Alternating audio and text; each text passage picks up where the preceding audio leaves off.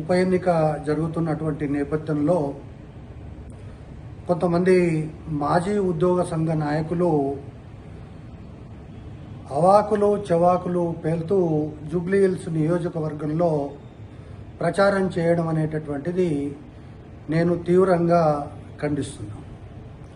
సరే, జూబ్లీహిల్స్ ప్రజల యొక్క అభిష్టం మేరకు ముఖ్యంగా ఒక ప్రభుత్వ ఉద్యోగిగా ఎవరికి ఓటేయాలి, ఎవరికి ఓటు వేయకూడదని చెప్పేటటువంటి అధికారం కానీ లేదా ఆ అవసరం కానీ నాకు లేదు.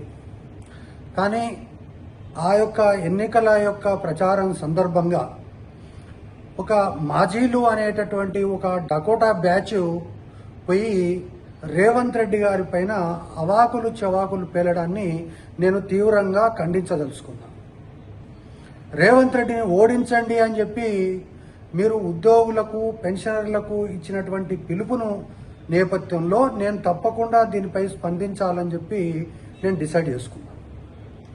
ఒకటి, ప్రతి నెల ఎప్పుడు జీతం వస్తుందో తెలియనటువంటి పరిస్థితి నుంచి మొదలుకొంటే ఈరోజు ప్రతి నెల 1వ తారీఖున జీతం ఇచ్చి ఉద్యోగుల యొక్క ఆత్మ గౌరవాన్ని నిలబెట్టినందుకు రేవంత్ రెడ్డిని ఓడించాలా, లేదా మీ డకోటా బ్యాచ్ చేసినటువంటి కారణంగా ప్రభుత్వానికి అమ్ముడు పోయి ఒకరు మంత్రి పదవి, ఒకరు చైర్మన్ పదవి, ఇంకో చైర్మన్ పదవి తీసుకొని ఉద్యోగుల యొక్క జీవితాలను సర్వనాశనం చేసినందుకు ఓటు వేయాలా?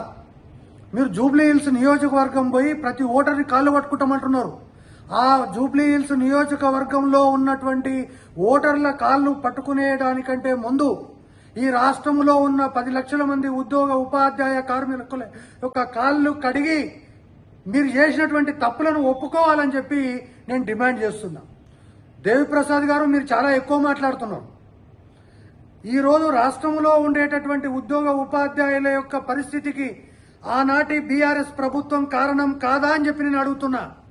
ఆనాటి బీఆర్ఎస్ ప్రభుత్వంతో అంటగాగి వాళ్ళ యొక్క ఎంగిలి మెతుకులకు ఆశపడి వాళ్ళ పంచన చేరి ఉద్యోగులను నట్టేట ముంచింది మీరు కాదా అని చెప్పి నేను అడుగుతున్నా. ఎందుకు మీరు ఈరోజు జూబ్లీహిల్స్ ప్రజల కాలు పట్టుకుంటారు? దయచేసి ఉద్యోగ ఉపాధ్యాయులకు సంబంధించినటువంటి అందరి కాలు పట్టుకున్నా మీ పాపం పోదని చెప్పి నేను మనవి చేస్తున్నా. ఉద్యోగులకు సంబంధించినటువంటి జాయింట్ స్టాఫ్ కౌన్సిల్ ని లేకుండా మరణ శాసనం రాసింది ఈ బీఆర్ఎస్ ప్రభుత్వం కాదా? ఉద్యోగులకు 1వ తారీఖు జీతం ఇవ్వమంటే ఇయ్యం పో అని చెప్పింది ఈ ప్రభుత్వం కాదా? నామమాత్రంగా నాలుక గీసుకోవడానికి పనికిరానటువంటి హెల్త్ కార్డులను ఇచ్చింది ఆ ప్రభుత్వం కాదా? ఆ ప్రభుత్వం పంచన జరిగింది మీరు కాదా?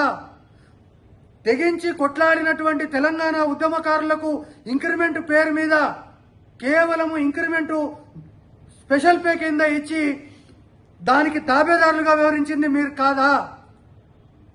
ఎందుకు ఈ విధమైనటువంటి ప్రయత్నం చేస్తున్నారు? మీరు బీఆర్ఎస్ సంకనాగితే ఎవరికి కూడా అభ్యంతరం లేదు, కానీ ఉద్యోగ ఉపాధ్యాయ కార్మికుల పేరు మీద మీరు చేస్తున్నటువంటి ఈ డ్రామా ఏదైతే ఉందో అది కట్టిపెట్టాలని చెప్పి నేను కోరుతా ఉన్నా. మీరు ఆ రోజే ఉద్యమ ద్రోహులుగా లేదా తెలంగాణ ఉద్యమం నేపథ్యంలో ఉద్యోగులకు సంబంధించినటువంటి ఉద్యమాలకు ద్రోహులుగా మీరు మిగిలినరు. ఆ ద్రోహులను ఇంకా కూడా నమ్మే పరిస్థితుల్లో తెలంగాణలో మీరు జూబ్లీహిల్స్ లో ఈరోజు దొంగతనంగా ప్రచారం చేసి ఉండొచ్చు, కానీ ఈరోజు తెలంగాణలో ఉన్నటువంటి ఉమ్మడి 10 జిల్లాల్లో ఏ జిల్లా కన్నా పోయి ఒక్క మీటింగ్ పెట్టండి, చెప్పులతో మిమ్మల్ని కొట్టకపోతే అడగండి. కాబట్టి ఇప్పటికైనా సరే మీరు దాచుకున్నది మీ బాసు దాచుకున్నది చాలు. కాబట్టి దయచేసి ఉద్యోగ ఉపాధ్యాయుల కార్మికుల యొక్క నెపం పేరు మీద జూబ్లీహిల్స్ లో ప్రచారం చేస్తే మళ్ళొక్కసారి రాష్ట్రంలో ఎక్కడ కూడా తిరగనటువంటి పరిస్థితి వస్తుందని చెప్పి నేను విజ్ఞప్తి చేస్తున్నా.